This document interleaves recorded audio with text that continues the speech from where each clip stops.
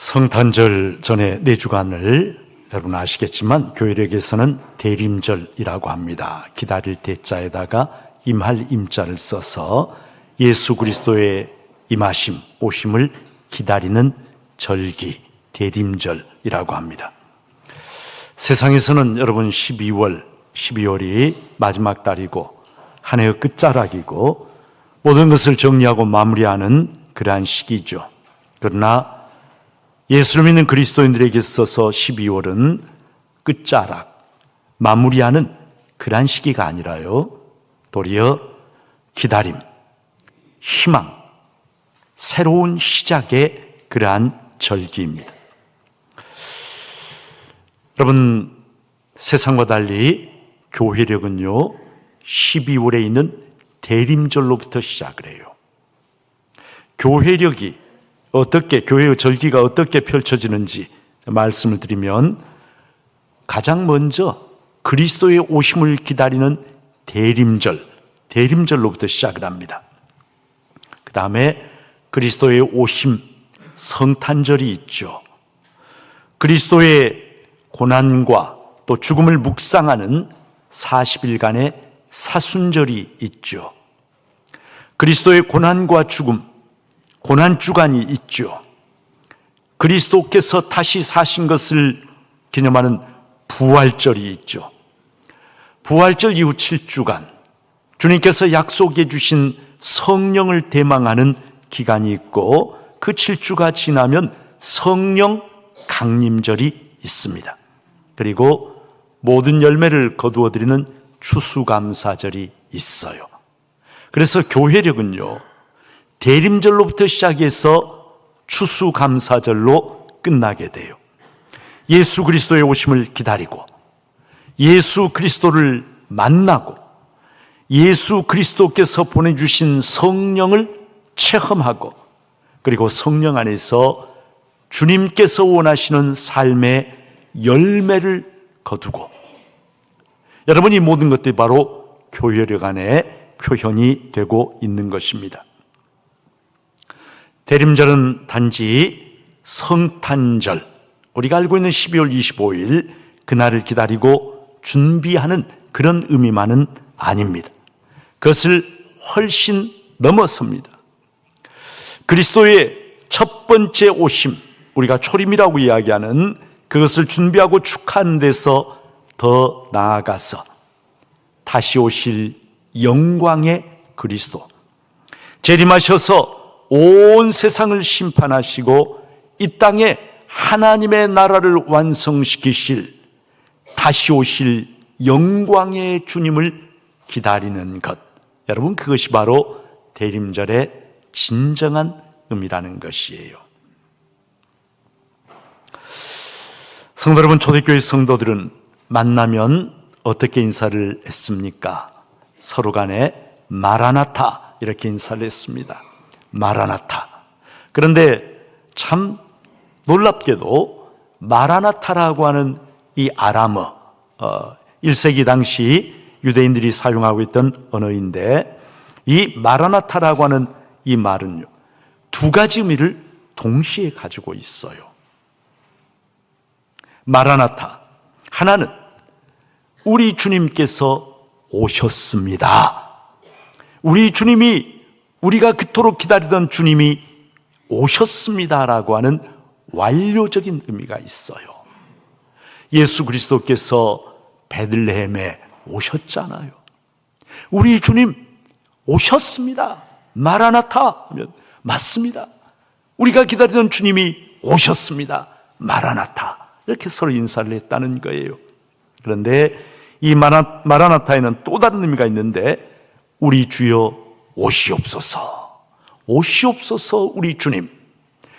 오시옵소서라고 하는 이 말은 주님께서 내가 반드시 다시 올 것이다 약속하신 대로 주님 천사장의 호령과 나팔 소리와 함께 온 세상을 심판하시기 위해서 영광의 주로 다시 오실 그것을 소망하고 기다리면서 초대교회 성도들의 소망과 믿음, 주여 오시옵소서, 우리 주님 어서 오시옵소서, 그런 의미를 동시에 가지고 있었다는 것이에요. 성도 여러분, 생각해 보면 예수를 믿는 우리들, 저와 여러분은 예수 그리스도께서 이미 오신, 우리가 초림이라고 하기에는 그 초림과 내가 진실로 속히 오리라 주님 말씀하셨는데, 주님께서 영광 가운데 다시 오시게 될 예수 그리스도의 재림, 그 초림과 재림의 중간 시기를 살고 있는 사람들이 바로 우리입니다. 우리. 그래서 우리는 나를 위해서 이 땅에 오신 그 주님, 감사와 기쁨으로 그 주님을 우리가 참 맞이하고, 더 나아가서 나의 구원을 완성시키기 위해서 반드시 오실 그 주님을 바라보고 기다리고 소망하면서 우리의 믿음과 소망을 다시 오실 주님에게 두고 그렇게 살아가는 사람이 바로 오늘 우리라고 하는 것이죠.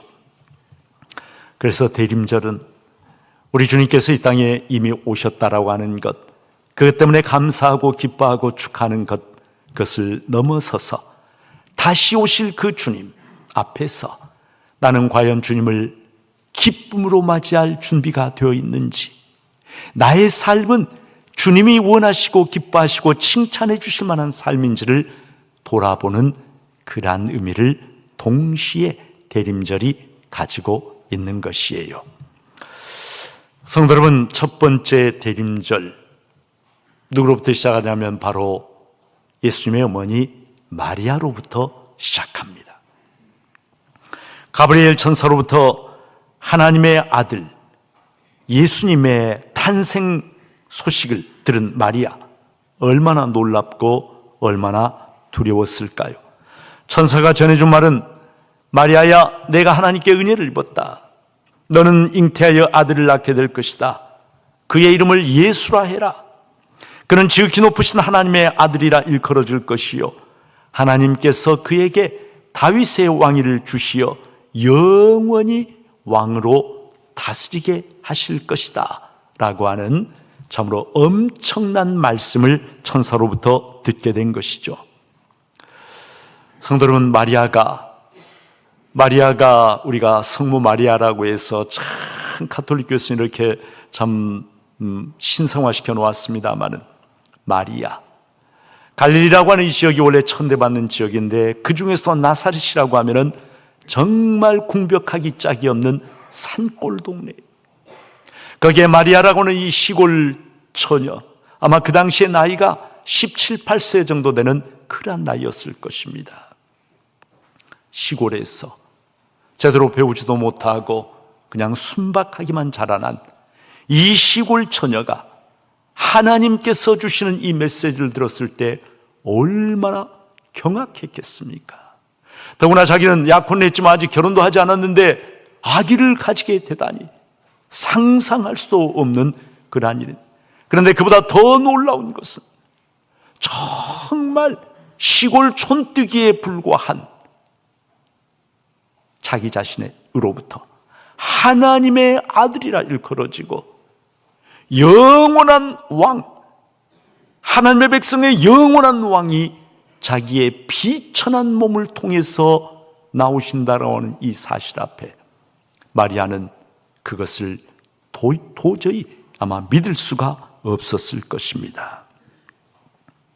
인간적으로는 너무나 받아들이기 어려운 그러한 말씀이었지만, 그러나 오늘 성경에 보니까 마리아는 주의 여종이오니 말씀대로 내게 이루어지이다. 자신의 모든 인간적인 생각을 내려놓고, 주님, 저는 당신의 여종입니다. 주님 뜻대로, 주님 말씀대로 나에게 이루어지기를 원합니다라고 하면서 하나님께서 천사를 통해서 주시는 그 말씀을 아멘 하면서 받아들입니다. 그 이름을 예수라 하라. 예수. 성도 여러분 잘 아시겠지만 예수라고 하는 이 이름, 히브리어로 예슈아라고 하는 말인데, 이 말의 뜻은 구원이라는 뜻입니다. 구원. 여러분, 성경에 구원이라고 하는 이 말이 541번 나옵니다. 우리말 개역 개정 성경에 541번이 나와요. 구원이라고 하는 것의 가장 근본적인 의미는 건져낸다는 뜻이에요. 구렁텅이로부터, 위기로부터, 어려움으로부터, 사망의 위협으로부터, 질병으로부터, 전쟁의 패배로부터, 죽을 수밖에 없는 공경으로부터 건져내어 살리고 회복시킨다라고 하는 그런 가장 근본적인 의미를 가지고 있어요. 그런데 성경이 예수가 구원이시다라고 이야기할 때 그 구원은 그런 것들은 물론 다 포괄하지만 가장 근본적인 의미는 죄와 사망, 영원한 멸망, 지옥으로부터 건져내어 하나님이 누리시는 영원한 생명, 그리고 천국, 하나님이 누리시는 참된 기쁨과 그리고 영광의 세계로 우리를 끌어올리신다라고 하는 그러한 의미를 가장 근본적으로 가지고 있어요. 성도 여러분, 그 이름을 예수라 하라. 예수는 어떤 이름인가? 첫 번째로 예수는 오늘 성경이 말씀해 주시는 것처럼 구원의 이름입니다. 구원의 이름. 바로 우리를 구원하시는 예수의 이름, 예수라는 그 이름에 우리의 구원이 달려 있어요. 로마서 10장 13절에 보니까 누구든지 주의 이름을 부른 자는 구원을 받으리라 말씀합니다. 성도 여러분, 주님의 이름, 우리 주님의 이름이 무엇이죠? 우리 주님의 이름이 뭐예요? 예수예요.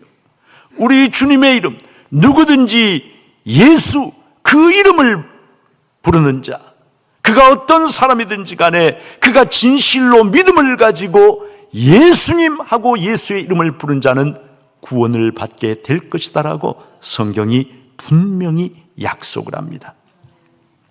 여러분, 더 나아가서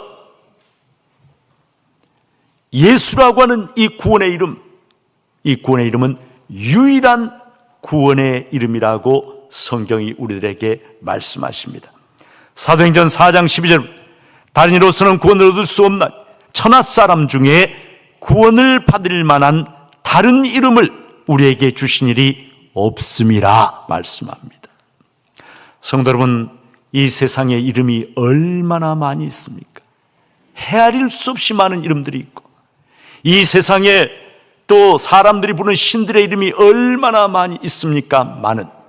그러나 구원을 주는 유일한 이름은 무엇이라는 것입니까? 예수뿐이라는 것이에요. 여러분, 백악관에서도 요즘에 기도할 때 예수님 이름으로 기도합니다라고 하는 말을 못한다고 하잖아요.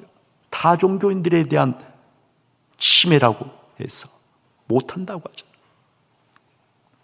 또 어떤 스님이 여러 이제 다른 종교인들과 모인 그런 자리에서 스님이 식사 기도를 하시죠 하니까 식사 기도를 했는데, 식사 기도를 다 하고 나서 마지막에 부처님과 예수님의 이름으로 기도합니다, 나미아미타불 그랬다.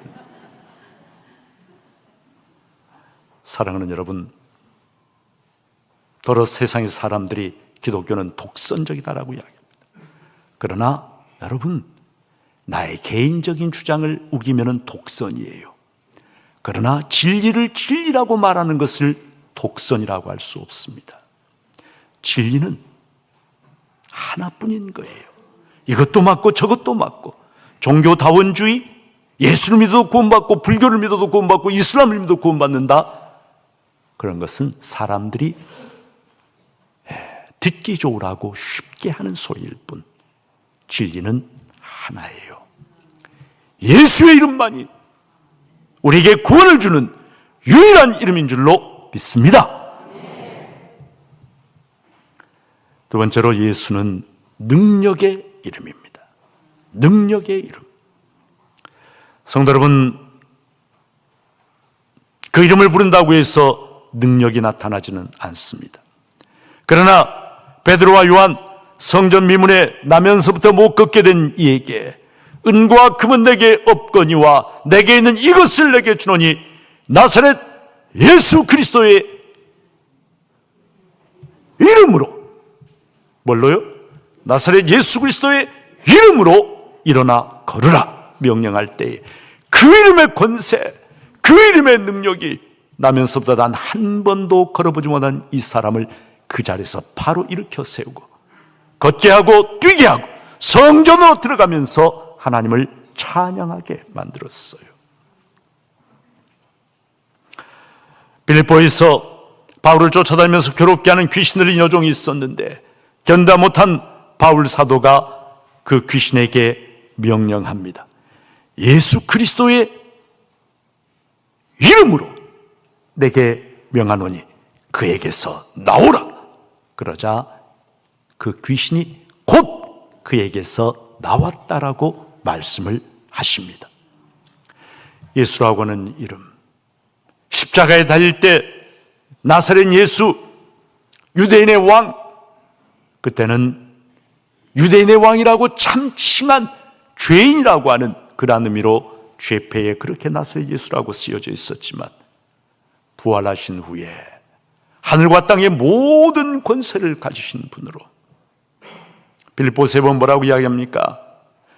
하늘과 땅과 땅에 있는 모든 것들로 예수의 이름 앞에, 그 무릎을 예수의 이름 앞에 꿇게 하시고 모든 입으로 예수를 주라 신하여 하나님께 영광을 돌리게 하셨느니라 말씀합니다.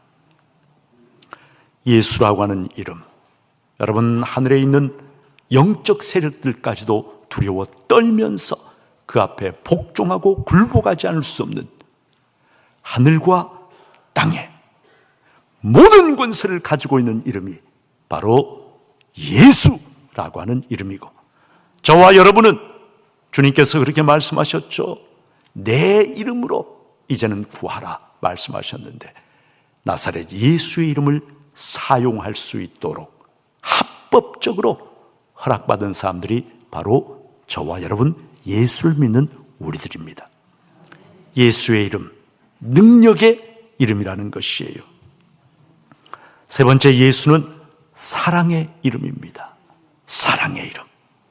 여러분, 자녀의 이름에는요, 그 자녀를 향한 부모님의 마음이 고스란히 담겨 있어요. 제 이름이 박종숙이에요. 저는 이름 때문에 지금까지 에피소드가 참 많아요. 그리고 어쩔 때는 부모님 왜 제 이름을 이렇게 지으셨어요? 원망을 할 때도 있었어요. 그러나 제 이름에 담겨진 부모님의 마음을 알기 때문에 저는 개명하지 않고 지금까지 그냥 이 이름을 고집을 하고 있어요. 우리나라에서 여러분 제일 긴 이름을 가진 두 자매가 있어요. 동생의 이름이 몇 자냐고 하면 17자예요. 17자. 자, 여러분 들어보세요. 성이 박씨예요. 박, 하늘 별님 구름 햇님보다 사랑스러우리. 박, 하늘 별님 햇님 구름보다 사랑스러우리. 여러분, 이 딸아이가 태어났을 때 아빠 엄마의 마음이 얼마나 좋았으면, 이 딸아이가 얼마나 사랑스러웠으면 저 하늘에 있는 햇님, 달님, 별님, 구름, 하늘보다 너가 더 예쁘고 더 사랑스럽다. 그래서 박, 하늘, 별님, 구름, 햇님보다 사랑스러우리, 이렇게 지었겠습니까? 이름이 너무 기니까 부모님도 이렇게 못 불러요. 그래서 그냥 집에서 부를 때는 하우리, 박하늘에서 하자 않았다고, 제일 뒤에 두자다가 하우리, 이렇게 박하우리 이렇게 부른다고 그래요. 그런데 언니가 있는데 언니 이름은 더 길어요. 언니 이름은 몇 자냐면 22자. 들어보세요. 역시 성은 박씨죠. 박, 하나님의 자녀, 예쁘고 진실되고 이해심 많게 자라라. 여러분, 이게 이름이라니까요. 이름. 여러분 기억하시겠어요? 이 이름? 박, 하나님의 자녀 예쁘고 진실되고 예심 많게 자라라. 부르려고 하면 하나님의 자녀 예쁘고 진실되고 예심 많게 자라라. 왔어? 이렇게 이제 물어봐야 되는데 얼마나 힘들겠어요. 그런데 그렇잖아요. 이 두 자매의 이름에는 이 두 딸들이 정말 하나님 안에서 예쁘고 사랑스럽게 자라기를 원하는 부모님의 마음이 고스란히 담겨 있기에 이 이름을 개명하지 않고 그냥 그대로 쓰고 있는 거예요. 여러분, 그런데 예수라고 하는 이름, 예수라고 하는 이 이름은요, 아버지 하나님께서 그 아들 예수를 위해서 지어주신 이름이 아닙니다. 예수를 위해서 지어주신 이름이 아니라, 예수라고 하는 이 이름은요, 예수를 위해서 지어주신 이름이 아니라 누굴 위해서? 나를 위해서 지어주신. 예수와 구원, 누구를?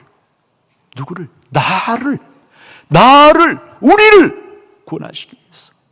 그런데 여러분, 우리를 구원하시기 위해서 하나님께서 어떤 대가를 지불하셨나요? 하나밖에 없는 하나님의 독생자를 엘리 엘리 라마 사박다니, 나의 하나님 어찌하여 나를 버리셨나이까라고 하는 처절한 십자가상의 절규의 귀를 막으시고 저와 여러분을 위해서 하나밖에 없는 독생자, 그 예수를 영원한 희생제물로 내어주시는 그 의미가 담긴 이름이 나의 구원을 위해서, 예수의 구원을 위해서가 아니라 나의 구원을 위해서 예수를 영원한 희생제물로 십자가에 내어주시고자 하시는 나를 향한 아버지 하나님의 마음이 그 아들 예수라고 하는 이 이름 속에 담겨 있다는 거예요. 성탄절이 신나는 음악과 화려한 조명과 백화점의 그 좋은 상품들과 그리고 거리를 가득 채운 수많은 사람들로 채워진다고 해도 하나님이 이 땅에 보내주신 구원자 예수 그리스도를 만나지 못하면 여러분, 그 모든 것들은 허무하고 다 쓸데없는 것들이에요. 아무런 의미가 없는 것들이에요. 하나님이 보내주신 구원자 예수를 만나지 못한 인생, 예수의 이름을 붙잡지 못한 인생,